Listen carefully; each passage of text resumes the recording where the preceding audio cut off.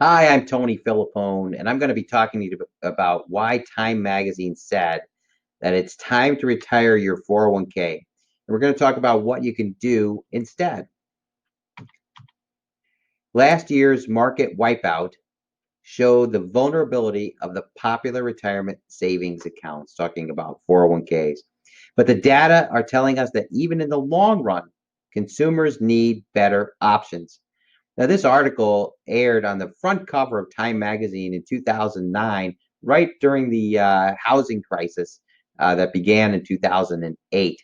But is the market any less volatile today? Many would suggest not really. Now, according to a recent report by the Employee Benefit Research Institute, the median balance in a 401k is a measly $18,433. And the report goes on to say that almost 40% of employees have less than $10,000 saved.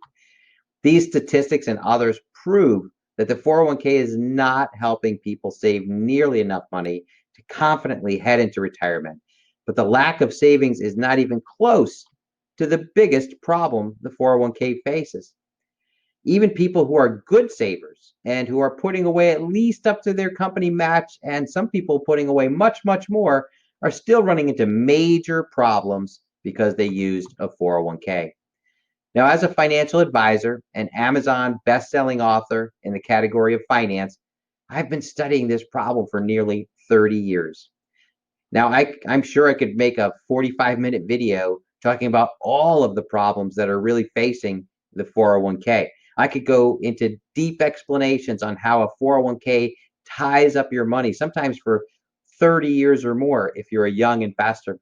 But even people in their 40s, we're looking at 20-year time span before you can really touch that money. Is that wise? We could talk about how it's costing you more than many other investments. 401ks are expensive and have high administrative fees in addition to the investment fees. We could talk about how they're riskier than necessary and only offer a select amount of investments when there's a whole world of investment choices out there. You only get to pick from a short list.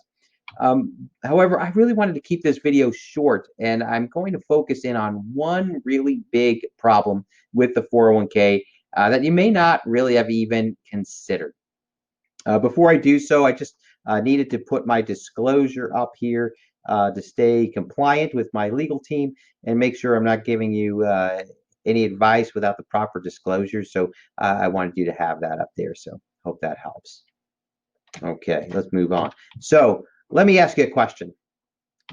If you are a good saver, are you going to retire into a higher tax bracket, a lower tax bracket, or the same tax bracket you're in today? Let me ask you that question another way. Do you aspire to live in a higher standard of living or a lower standard of living, or at least the same standard of living in retirement that you have now? If you said you want to maintain your standard of living into retirement, or maybe even save enough to live a little bit better, then you will likely be in the same tax bracket that you're already in. Now, why is that important? Well, because your 401k is designed to give you a tax break now, a tax break today, and to put off taxes until later when hopefully you would be in a lower tax bracket. But guess what? There's really only two ways that you could be in a lower tax bracket when you retire, at least two ways I can think of. One, you could retire poor, right? You could not save enough and you could be forced to live on much, much less, which is certainly going to put you into a lower tax bracket in retirement. Now, most of the people I meet with who are looking for help saving for retirement and advice, they don't really aspire to do that, right? They want to live in a better standard. The other way to work this out is you could start doing some serious tax planning right now. So let's take a short look at how taxes work so that you get a clear picture and make an educated decision about how to best invest for your future using some smart tax planning moves. Hint, a 401k should not be your only retirement investment. So let's look at three tax buckets, right? The first bucket is a fully taxable bucket. And this is going to be things like a CD, a savings account, money market account, mutual funds, or brokerage account. And in all of these accounts, they have one thing in common. At the end of the year, you get a 1099 and you have to report your taxes. The very same year you earn them, you have to report them. Well, this gives you very little control over taxes, right? Because if you save a lot of money in that account, it could push you into a higher tax bracket into retirement. It could also cause your Social Security to become taxable. So it's really not the best place to save money because there's no tax shelter at all. And you have zero control of when you pay taxes. You pay them as reported every single year. Another place you could save money is in a tax deferred bucket. Well, this is where the 401k is, but it also is where your IRA would be. If you have a 403b, a SEP or simple, any kind of retirement or annuity plan works on a tax deferred basis. And it's really better than fully taxable, right? Because you get interest on your interest on your interest without paying any taxes until you pull the money out. The big problem is, what tax bracket are you going to be in when you pull the money out?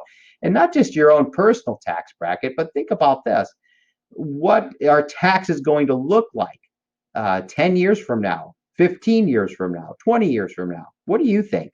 Are taxes going to get lower or are they going to be worse in the future? Have you ever looked at what the country owes in the form of a national debt? Have you ever looked at the United States' government's unfunded liabilities like Medicare? We do realize the only source of revenue that the government has is what? Taxing you and I. So with all of these debts, and the government really, it becomes a mathematical equation, not a political one, where they have to make some big changes in the near future in order to finally start addressing the trillions of dollars in national debt. It can't go on forever. It has an end. In fact, in 2012, Congress met and almost didn't. I think it was 2012 or 13. They almost didn't increase. They almost didn't allow for the government to borrow more money to be able to fund all of the programs that they're in now. We almost ran into a standstill then. And the problem hasn't gone away. So are taxes going to be less later? I don't think so. So what could we do? Well, we could put money in a tax-free bucket. So what's a tax-free bucket? When I ask this question in classes I teach, there's only a few answers that people tell me. They might say municipal bonds, which, by the way, aren't truly tax-free. They're partially tax-free. But actually, the interest in a municipal bond counts against Social Security when figuring out how much Social Security is taxable. So that's not truly tax-free. It's partially tax-free. Roth IRAs, those are tax-free, and they're a wonderful vehicle that's often underutilized by a lot of people. And then finally, there's something called a LIRP plan, which stands for Life Insurance Retirement Plan. It's not your grandfather's life insurance. It's a specially designed life insurance contract where you stuff extra money into the contract for the sole purpose of legally avoiding taxes down the road. Why does it work? Because life insurance has always been tax-free. It's a government sanctioned program because they want you to buy life insurance because it protects the government. If people aren't relying on the government, if they take care of their families, if they buy life insurance, then those families won't become destitute and reliant on the government. So it's always been a socially driven program to keep life insurance tax-free, and it's been that way for hundreds of years. There's just other ways to use it while you're alive that a lot of people aren't familiar with. Now, the more money you have, the more you want to get over towards the tax-free bucket, right? And that's kind of the purpose of this video, to kind of make us think in that direction. So the truth is that those tax-free buckets we just looked at, those are the only tax-free solutions most people think of. However, with careful planning, it is possible for many people to maintain their lifestyles in retirement while living in a 0% tax bracket. And here are some other sources of tax-free money that we could utilize instead of, or in replace of, or in addition to our 401k. For one thing, if we underfund our 401k instead of overfund it, it can actually be tax-free if we're operating under the standard deductions within the tax law. So there's a certain amount we can park in a 401k that we will be able to take money out of in retirement and maintain a tax-free status as long as we don't have too large of a pension to offset that. Another vehicle we could use is Roth IRAs. And what we call Roth Conversions, which again is one of these strategies that a lot of people just miss and no one seems to be talking about, but it can really help in retirement. Roth 401k, if you're fortunate enough to have a 401k program that offers Roth contributions, that would be something to take full advantage of. Social Security can be a tax-free income in retirement if your other incomes are kept to a minimum. But you can kind of start to see that one income affects another income when we look at Social Security. And so we have to be careful on how we spend our money in retirement and where we park it when we're saving. The LIRP plan we just alluded to is income tax-free and it doesn't count at all against Social Security income. Reverse mortgage income can be tax-free in retirement. And HSA plans, that's a health savings account. We can pull money out of that tax-free to pay for our medical bills.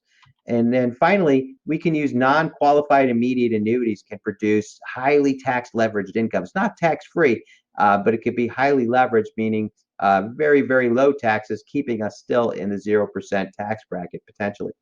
So in conclusion, from a tax planning perspective, a 401k is a scary place to park all or most of your retirement dollars.